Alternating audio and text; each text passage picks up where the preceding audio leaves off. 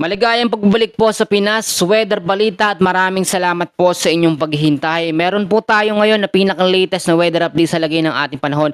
Pero bago ho natin simulan, lang ko sinasabi, baka naman pwede ako maglambing ng like and share lamang para malaman at ma-update din ang ating mga kababayan. Alamin muna natin kung meron bang aktibong bagyo ngayon sa loob at sa labas ng ating Philippine Area of Responsibility. Kung makikita ho ninyo sa ating mapa, wala tayong anumang aktibong bagyo na minomonitor. Yung dati pong bagyong Kaloy, isang ganap na lamang po na low pressure area at nasa unlikely pa ang category. Ang lokasyon po ng unlikely na LPA na ito o yung dating bagyong Kaloy, meron pong 485 kilometers east of Virac, Catanduanes. Wala na po itong direktang epekto sa anumang bahagi ng ating bansa. Pero kung mapapansin ho ninyo, bandang hapon nakakaranas na tayo ng mga pag-uulan, may mga kasamang pagkulog at pagkidlat. Dahil po yun sa mga localized thunderstorms. Unahin muna natin yung mga lugar na maaapektuhan po ng mga localized thunderstorm. And then proceed tayo kung anong weather system ba yung nakakaapekto ngayon sa Luzon, Visayas at Mindanao. Ganun pa rin po ang parte o area po ng Metro Manila.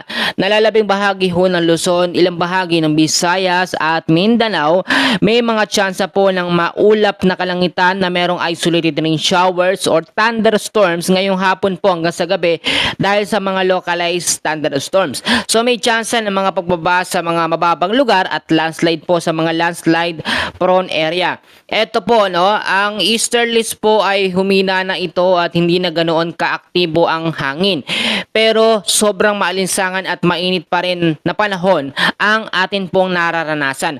Bago po tayo pumunta doon sa tinatawag natin o nandito na kasi tayo sa tinatawag na transition period from summer, tag-init, papunta sa tag-ulan, ay talagang magkakaroon tayo ng bugso ng sobrang init bago magtag-ulan. Ngayon pong katapusan ng Mayo sa first week ng June at susunod naman June, July, August at sa bare months. Pero eto yung update natin, sa unang update natin ng madaling araw, lagi kong sinasabi, meron tayong banta ng Super El Nino. Eto para sa mga naguguluhan. Let me explain po sa inyong lahat mga kababayan na ang Super El Nino sa late 2026 pa mararanasan at mararamdaman at doon sa accuracy nasa 90 to 100% ang chance na magkaroon tayo ng Super El Nino. Ito po ay magsisimula October, November hanggang sa Disyembre. So yun po yung sinasabi natin na late 2026 na epekto po ng Super El Nino. Pero pagpasok natin ng June, July, August, normally ganyan pa rin. Nandun pa rin tayo sa tag-ulan season at yung habagat season mararanasan na natin sa huling linggo po ng Mayo, first week ng June at doon po magkakaroon tayo ng mga pag-uulan. So ipapakita ko yung ating pinaka-live na mapa para din ho makita nyo yung condition ng ating panahon. Dahil nga may mga pag-uulan, ang iba iniisip na meron pa bang bagyo, baka eto na yung bagyo, lalo na ho kahapon.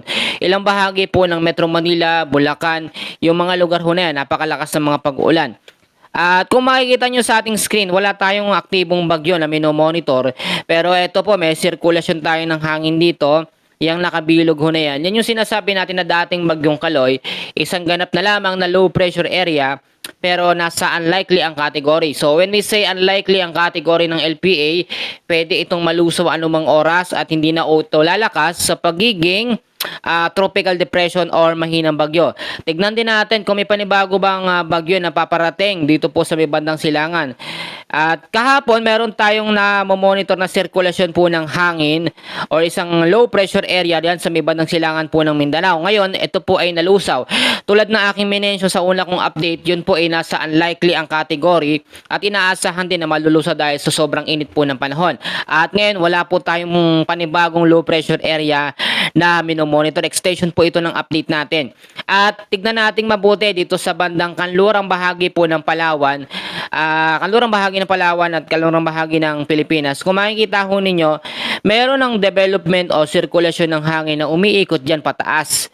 Ito yung sinasabi natin kapag nasa transition period tayo, from tag-init papunta sa tag-ulan, unti-unti po nagbabago yung sirkulasyon ng hangin. So bago po mabuo o bago natin maramdaman o maranasan ulit ang habagat o southwest monsoon, ay mapupunta muna tayo sa tinatawag na southwesterly wind flow. O ang ibig sabihin nun, mahinang habagat.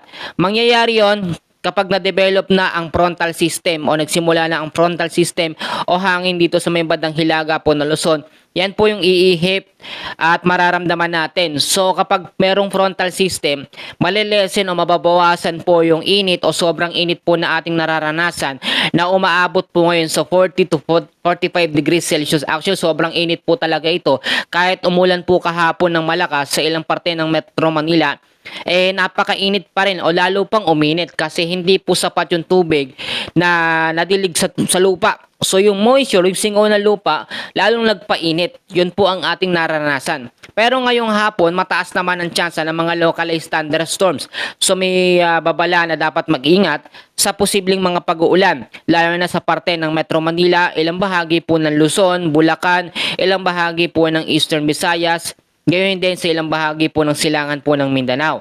Eto, tulad na aking sinasabi, nasa 1 hanggang 2 bagyo lamang ngayong Mayo. At hanggang sa matapos po ang buwan ng Mayo, wala pa naman tayo na monitor doon sa ating tropical cyclone threat potential na panibagong banta po ng bagyo. So meaning to say, possible na isang bagyo lang at wala tayong magiging kasunod. Pagpasok naman po ng first week hanggang sa second week ng June, dyan na natin mararamdaman yung pagbabago sa panahon. Ang ibig sabihin nito, yung mainit na panahon na ating nararanasan, mababawasan na yan. Hindi na masyadong magiging mainit. Lalo na po kapag madalas ang mga pag-uulan, lalo po sa hapon at sa gabi dahil sa mga localized thunderstorms. Ipapaalala ko lamang, etong na-monitor natin na banta ng Super El Nino, may epekto ito sa ating panahon. Pwedeng tumaas ang heat waves, pwede po tayong magkaroon ng mga mas aktibong bagyo sa may silangang bahagi ng ating bansa. Yun yung nagiging epekto. Pero hindi naman kasi ibig sabihin pag Super El Nino, wala nang ulan, wala nang mararanasan na ulan. Sobrang mainit lang talaga yung panahon na ating mararamdaman. And ipag-pray natin na magbago yan dahil wala naman pong imposible sa Panginoon. Pwede hong yung na-detect, no, yung system natin na Super El Nino sa katapusan po, bago magkatapusan ng 2026, pwede naman yung magbago. So, kailangan lagi lamang kayong mag-antabay sa ating weather update. Unang-una, isummarize natin, LPA na unlikely ang category.